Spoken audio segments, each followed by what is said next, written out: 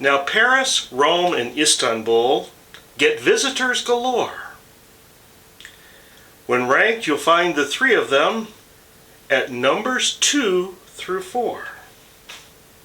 So who's number 1?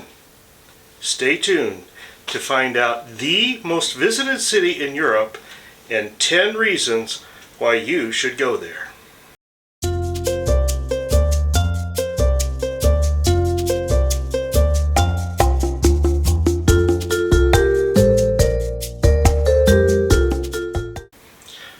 Welcome back to My Travel Window, where our goal is to help you understand what should be on your bucket list and how to get there and what to see when you do. Today we reach the halfway point of our 2022 6-week journey, and we arrive at the most visited city in Europe and one of our favorite destinations. Yes, we're in London. And today I'm going to walk you through 10 of the most compelling reasons why you should visit this fabulous city.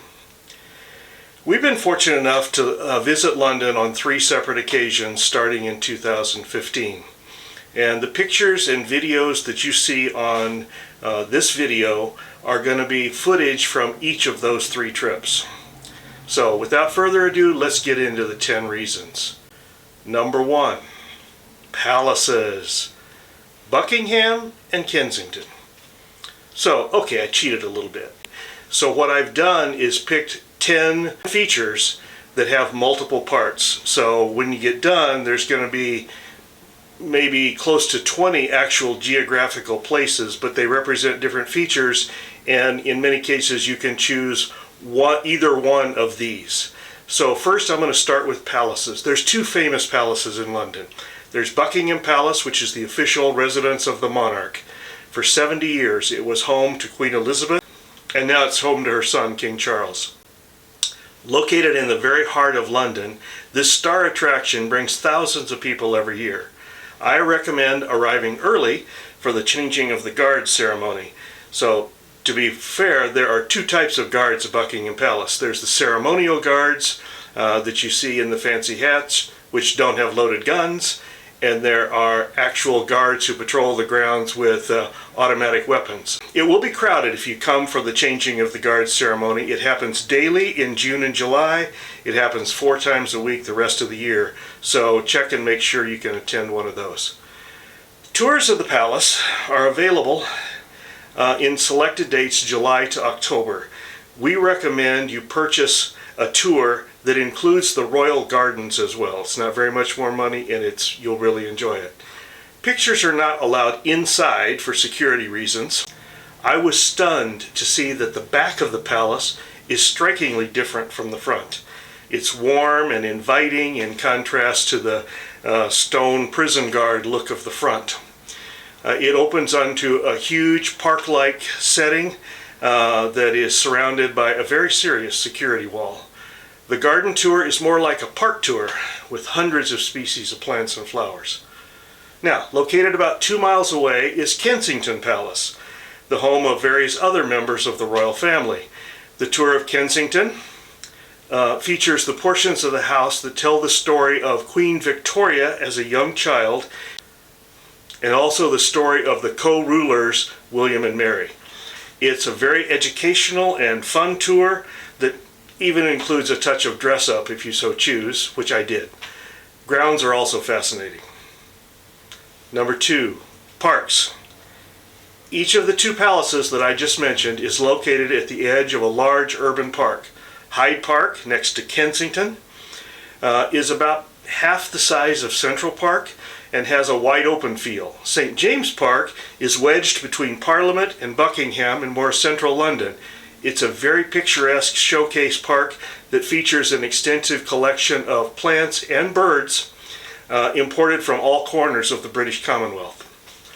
It's about a 15 to 20 minute walk from Big Ben to Buckingham Palace, but it's well worth it to take 5 minutes extra, adjust your course a little bit, and take the fairly direct path that runs straight through St. James Park.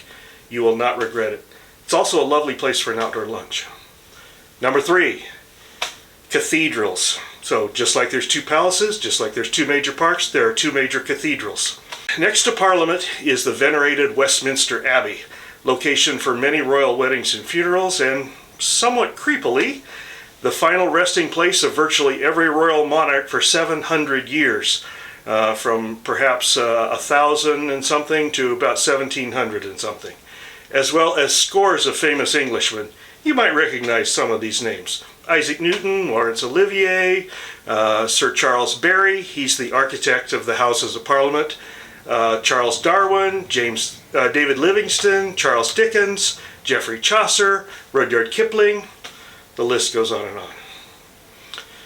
Built later and more beautiful in my eyes, St. Paul's Cathedral has a beautiful dome designed by Christopher Wren.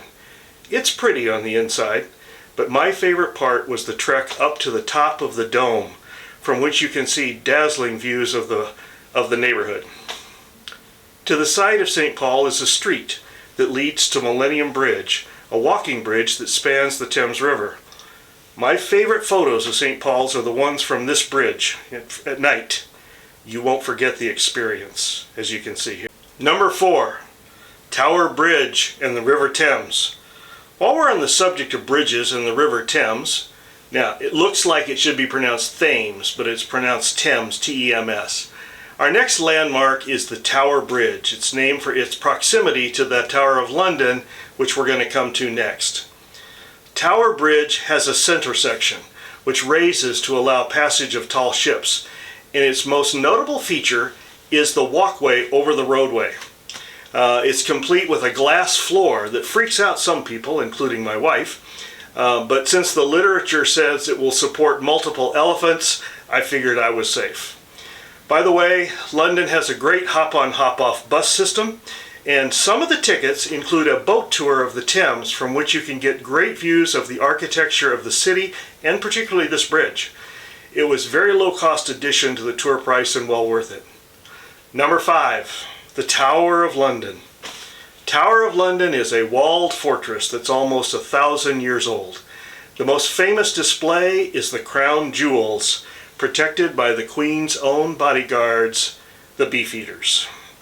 Knowing that, you should treat this like you would treat Disneyland, where you make sure you're there right when it opens and go first off to the most popular attraction. As you can see from this picture here, we arrived about 5 minutes after the 9 o'clock opening hour. And there was no line. Within a half an hour it had started forming and continued to grow all day.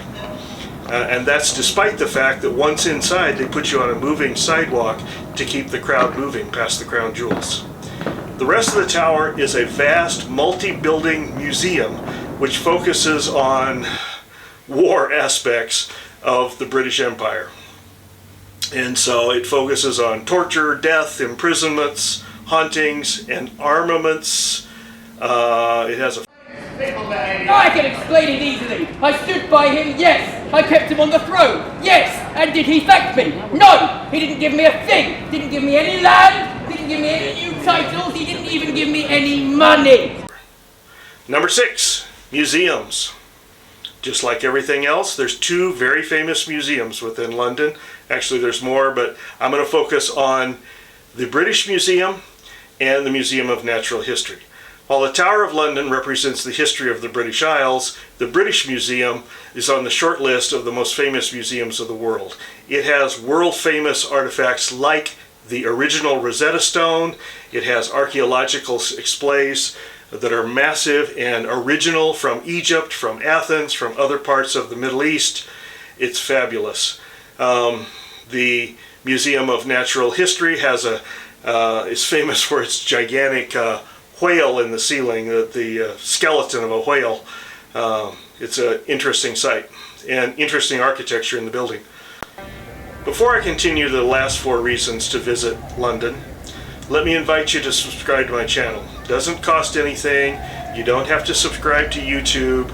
All you have to do is, when you get to YouTube, be logged into your browser with anything that has an email address, and it will allow you to subscribe. It helps the channel tremendously by getting it out to more people.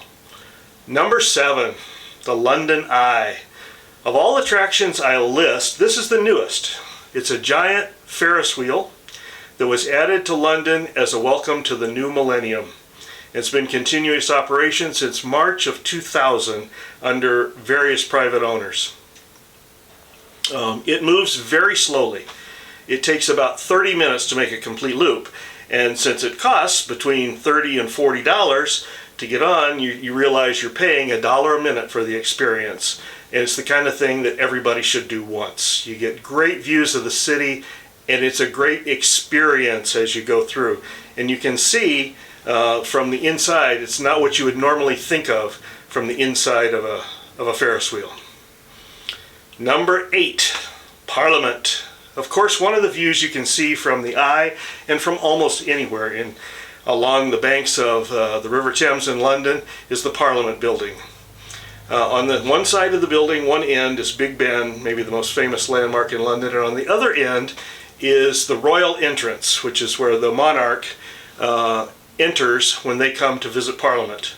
So you'll notice there's also 2 sections to the building. One's for the House of Lords and the other is for the House of Commons. This is the model for the U.S. Senate and House of Representatives. Each is represented by a different color, so you'll notice that there's bridges on the 2 ends. Each is represented by a different color. The bridge on the House of Lords end is painted red. The bridge on the House of Commons end is painted green. You can attend sessions of Parliament. It takes a little planning to do so. We have not done this. 9, the West End. This includes Covent Garden, Trafalgar Square, and the Theatre District. So, you want something more upscale and modern? Well, this is the West End. This is where everybody in London comes to eat, play, and be entertained. In front of the massive National Gallery lies Trafalgar Square, the happening place where the buskers congregate. It's a landmark, and its most famous feature is a massive column commemorating Admiral Nelson, who defeated Napoleon. The lions at the base of the tower were created by melting down French cannons. A 7-minute walk from Trafalgar brings you to Covent Garden, which is a huge indoor-outdoor market and restaurant venue that's the other way to experience current life of the city, particularly after work life. It needs to be experienced to be understood. We've eaten 2 delightful meals there, but it's right on the edge of my limit for being too crowded. Actually, it's a little over the edge, but I'll tolerate it for a little bit. Between these 2 is the Theatre District, the European equivalent of Broadway. When we were there, they were premiering a new stage play, which was a version of Back to the Future, complete with a speeding DeLorean. We were tempted, but the potential COVID risk halfway through our trip put us off. It's world-class entertainment, and we'd like to go there if we ever make it back. Number 10, and finally, Churchill War Rooms. This is last on the list, but it's definitely not least. These are the actual bunkers where Churchill and his staff withstood the Nazi Blitz in the Second World War. So I've been in dozens of museums and historical exhibitions in my lifetime, and this may be my favorite. It certainly ranks in the top 3. The actual bunkers have been recreated with wax figures and an excellent audio narrative that walks you through what happened here. And then there's a huge high-tech room that features literally dozens of self-guided displays featuring the entire story of Churchill's life as it intertwines with the Second World War. I would go to London again just to go here. So, have I covered everything? Not a chance. There's Greenwich Village, there's Prince Albert Hall, there's the Sky Gardens, there's the Shard, which is the tallest building, there's the National Gallery, there's the Dragons, which commemorate the old entrances to the city, there's the statues of Queen Victoria everywhere. In all, we've spent about a week and a half in London. We've just touched the surface. I would also add that they have one of the best combinations of city transit anywhere we've been. Between buses, subways, and water taxis, you can get anywhere in the city for relatively cheap. All you need is a tap-enabled credit card and a City Mapper app, and you can combine these kinds of transportation to get anywhere you need to go. But that's the subject for another video. From London, it's off to Oxford for our British mystery walking tour. Until then, safe travels.